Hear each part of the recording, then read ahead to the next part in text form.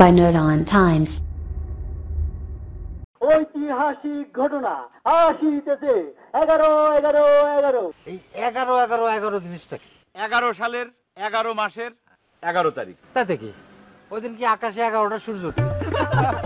আজ ওদের 11-11 আসতে আর কতদিন বাকি আছে রে? যেও না সাথী, চলেছো একলা কোথায়? মনে করো আমি তোমাকে তালাক দিলাম। তুমি আমাকে তালাক দিবে? আরে না না, আল্লাহ তুমি কই যাও? রে ব্যাকডেটেড পাবলিক রে।